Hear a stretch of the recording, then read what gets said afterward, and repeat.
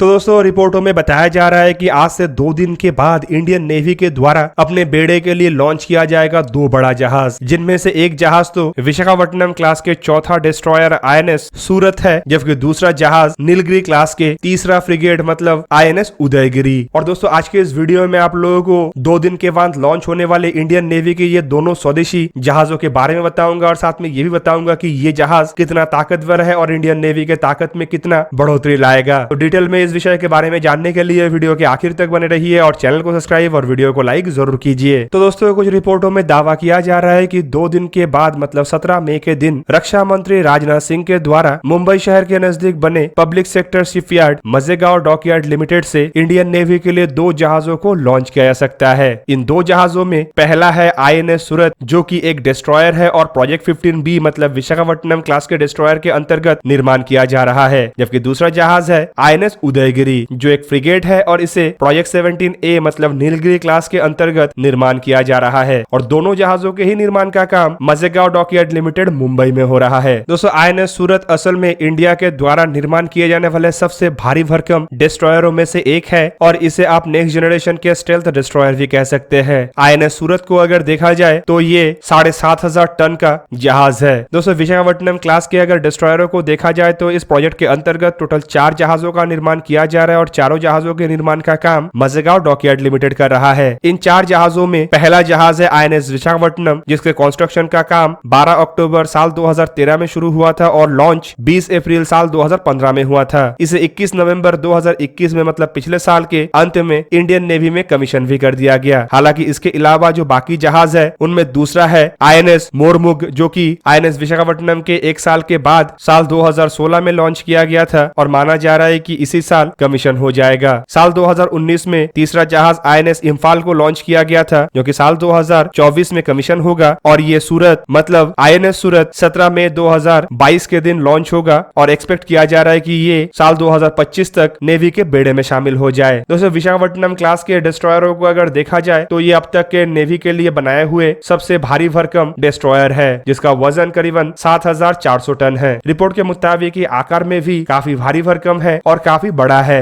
दोस्तों ये जो गाइडेड मिसाइल डिस्ट्रॉयर है ये असल में लंबाई में करीब 163 मीटर मतलब 535 फीट है, जबकि इसका चौड़ाई 17.4 मीटर मतलब 57 फीट है। इसका ड्राफ्ट करीब 6.5 मीटर मतलब 21 फीट है और इसमें इंजन के रूप में combined gas and gas engine का इस्तेमाल किया गया है। रिपोर्ट के मुताबिक इसमें 2 यूक्रेनियन कंपनी की तरफ से निर्माण किया हुआ जोरिया मैशाप M36E गैस टरबाइन इंजन का इस्तेमाल किया जा रहा है, जिसमें 4 DT59 रिवर्सेबल गैस टरबाइन और 2 RG56 गियर बॉक्स होगा। इसमें 2 9,900 हॉर्स पावर के KVM डीजल जनरेटर भी है। हालांकि इसमें शाफ्ट ड्रिवन है और 2 शाफ्ट का इस्तेमाल किया जा रहा है। दोस्तों इन इंजनों के सहारे ये जो आईएनएस सूरत है ये करीब 13 नॉट्स मतलब 56 किलोमीटर पर आवर के अधिकतम रफ्तार में ट्रैवल कर सकता है। पर अगर ये इकोनॉमिक रफ्तार मतलब 18 नॉट 33 किलोमीटर पर आवर के रफ्तार से गुजरता है तो ये अधिकतम 4,000 नॉटिकल माइल मतलब 7,400 किलोमीटर के डिस्टेंस कवर कर सकेगा। दोस्तों रिपोर्ट के मुताबिक ये जहाज एक बार रिफ्यूल और रीआर्म्ड अगर हो गया तो 45 दिन तक लगातार समुद्र के अंदर तैर सकेगा। दोस्तों जहाज आकार में इतना बड़ा है कि इसमें 4 रिजिड फ्लेक्सिबल बोट को भी कैरी किया जा सकता है। जहाज को ऑपरेट करने के लिए 300 क्रू मेंबर का आवश्यकता होता है, जिनमें 50 ऑफिसर्स और करीब 250 सेलर होते हैं। दोस्तों ये जो आईएनएस सूरत है इसे नेक्स्ट जनरेशन के स्टेल्थ गाइडेड मिसाइल डिस्ट्रॉयर इसीलिए कहा जाता है क्योंकि इसमें कई तरीके के इलेक्ट्रॉनिक वॉरफेयर सिस्टम और सेंसर्स का इस्तेमाल किया जा रहा है, जैसे कि इसमें इजराइल के द्वारा निर्माण किया हुआ ELM-2248 MF star S band active electronical scan array radar का इस्तेमाल हुआ है। और इसके अलावा भारत इलेक्ट्रॉनिक्स लिमिटेड की तरफ से निर्माण किया हुआ RAWL-20 LW08 L band air search radar भी है। डैनिश कंपनी टारमा और स्वदेशी कंपनी टाटा के द्वारा ज्वाइंटली बनाया हुआ centre 6002 X band surface search radar का भी इसमें इस्तेमाल किया गया है। सोनार के रूप में इसमें भारत इलेक्ट्रॉनिक्स लिमिटेड की तरफ से निर्माण किया हुआ ह्यूमस NG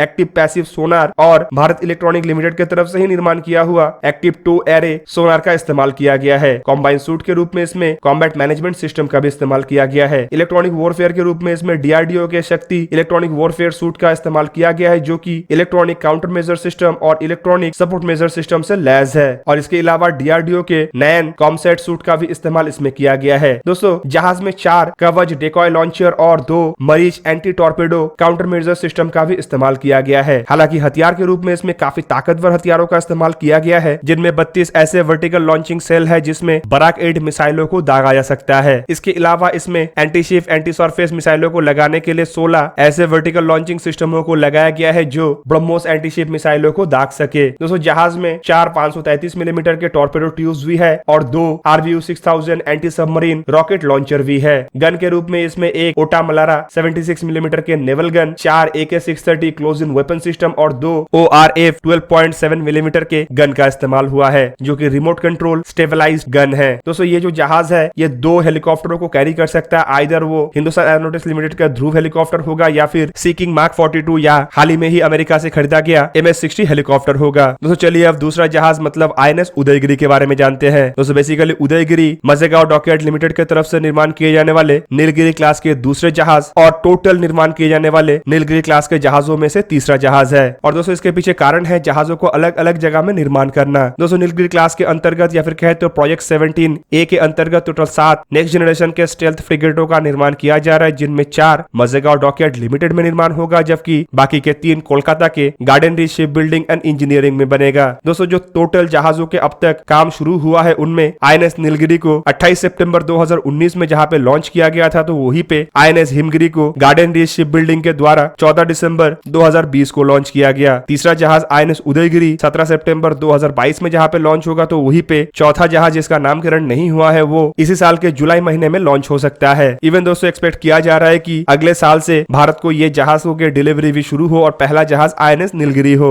हालांकि INS उदयगिरी साल 2024 तक ही बन के तैयार हो सकेगा। दोस्तों नीलगिरी क्लास के इन जहाजों को अगर देखा जाए तो इसे गाइडेड मिसाइल फ्रिगेट कहा जाता है और वजन में ये किसी डिस्ट्रॉयर से कम नहीं। रिपोर्ट के मुताबिक इन फ्रिगेटों के वजन करीब करीब 6670 टन के आसपास होगा, जो कि एक तरीके से देखा जाए तो डेली क्लास डिस्ट्रॉयर से अधिक भारी है। दोस्तों नीलगिरी क्लास के जहाजों के अगर आकार को देखा जाए तो लंबाई में ये करीबन 149 मीटर मतलब 488 फीट के आसपास है, जबकि इसका चौड़ाई 7.8 मीटर मतलब 58 फीट है और ड्राफ्ट करीब करीब 5.22 मीटर मतलब 17 फीट 2 इंच है, जबकि जहाज का डेप्थ 9.9 मीटर मतलब 32 फीट 6 इंच के आसपास है। दोस्तों नीलगिरी क्लास के जहाजों में 2 मैन डीजल इंजन का इस्तेमाल किया गया है, जिनमें से हर एक इंजन का क्षमता 6000 किलोवाट है, जबकि इसके अलावा इसमें 2 general electric LM2500 marine gas turbine का भी इस्तेमाल हुआ है। इन इंजनों के सहारे ये जहाज अधिकतम 32 नॉट्स मतलब 59 किलोमीटर पर आवर के रफ्तार से ट्रैवल कर सकता है, जबकि इसका रेंज अगर देखा जाए तो 52 किलोमीटर पर आवर के रफ्तार से ये अधिकतम 2500 नॉटिकल माइल मतलब 4600 किलोमीटर तक जा सकता है। लेकिन अगर इकोनॉमिकली 16 से 18 नॉट मतलब 30 से 33 किलोमीटर के रफ्तार से ट्रैवल करता है तो 5500 नॉटिकल माइल मतलब 10,200 किलोमीटर तक आसानी से ये जहाज जा सकेगा। दोस्तों जहाजों में